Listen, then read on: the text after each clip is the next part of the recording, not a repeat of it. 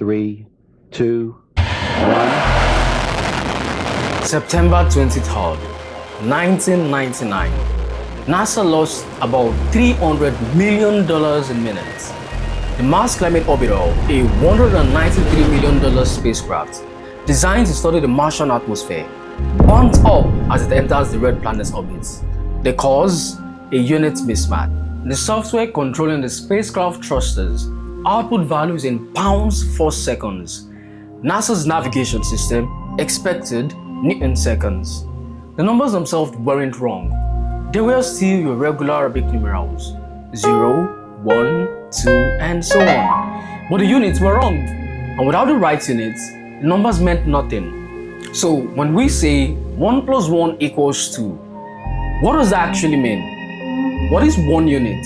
1 what? 1 meter? 1 Newton? 1 apple? What is 1? Not 1 something, just the number 1. It seems obvious, right? Everyone knows what 1 means, but do we really understand it?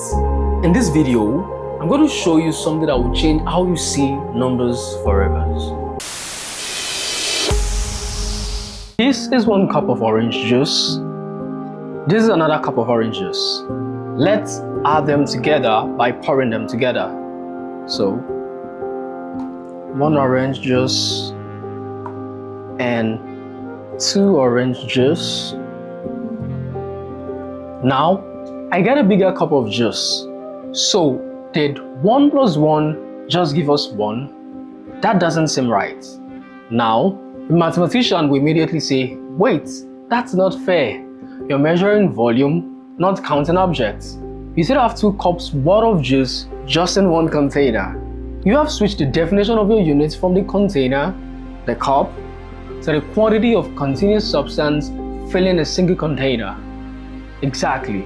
So, are we saying that the unit or label matters in the answer to addition? Which units do we have when we say 1 plus 1 equals 2? So, let's try another experiment.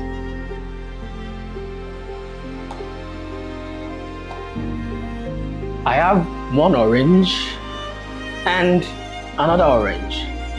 Let's add them together. So 1 orange plus 1 orange equals 2 oranges. That's correct. But say we replace one of the oranges with an apple.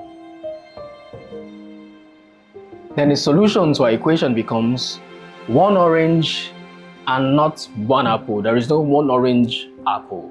But why? Aren't they both 1s? 1 plus 1 always equals 2, right? Why not this time? The answer is unit again. The label must be identical for the equation to work. The first one must be identical to the second one for the equation to work. Okay, but how about the orange plus orange equation again? Was this orange truly identical to this orange? Are they exactly the same? If I cut a piece off,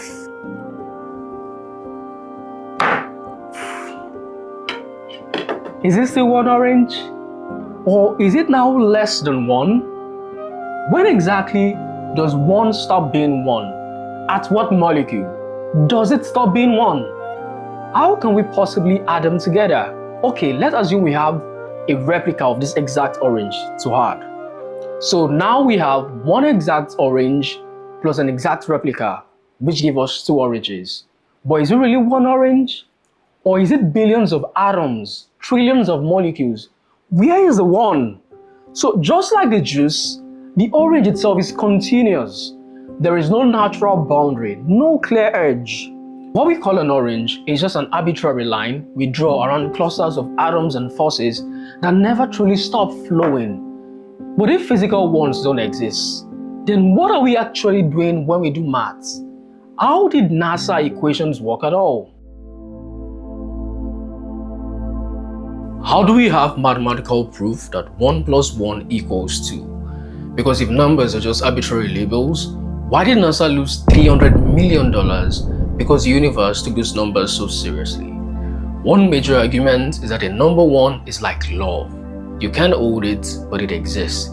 It is an abstract object that lives in an abstract world.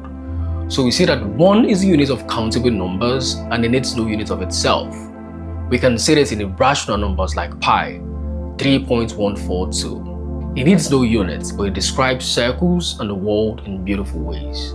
But if numbers live in some abstract, non-physical world, how does your physical brain access them? How do you learn something that isn't anywhere?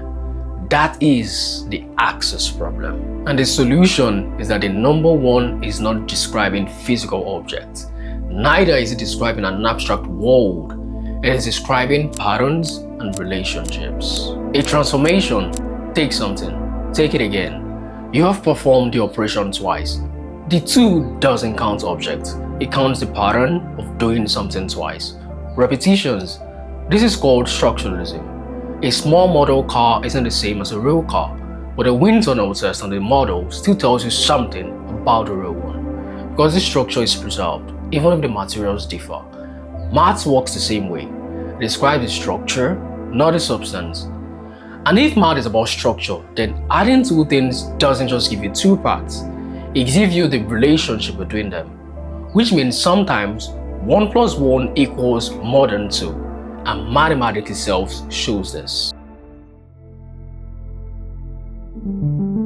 Let's take two rectangles. One rectangle plus one rectangle equals two rectangles. But look at the space between them. That gap is something new. A new rectangle appears as a result of the relationship between them. It's a negative space. 1 plus 1 created not just 2, but 3 distinct elements. This can be seen in the arrow in the FedEx logo. Fed, X, and the arrow. When you place two things in relation, you do not just have the things, you have the relationship itself. And that relationship is something new. Mathematicians know this formally through set theory. If you have one set A and another set B, the power set gives you 3 distinct elements, A, B, and the union AB. So 1 plus 1 equals 3. This is an emergent property, a phenomenon where the combination creates a new structure. We do not just count the parts, we count the necessary results of the relationship. One person plus one person equals two people plus the relationship between them, their friendship, their competition, the love. When things combine, they create relationship, and that relationship is real, countable, new. So, does 1 plus 1 equals 2? In simple arithmetic, yes, but mathematics is far richer than counting. It describes patterns, transformations, relationship, and the hidden structure beneath everything. The truth is, the biggest lie in mathematics wasn't that 1 plus 1 equals 2 is false. The lie was the assumption that we knew what 1 was in the first place. Numbers aren't objects themselves. They are the alphabets we use to describe the patterns of creation. When we observe the world, from the branching of a tree to the spiral of a galaxy, we are witnessing patterns unfolding. We are appreciating the fundamental mathematical grammar that ties everything together, from the atom to the human heart. The immutable grammar that underpins reality. You are not noisy changing matter. You are the enduring structure within.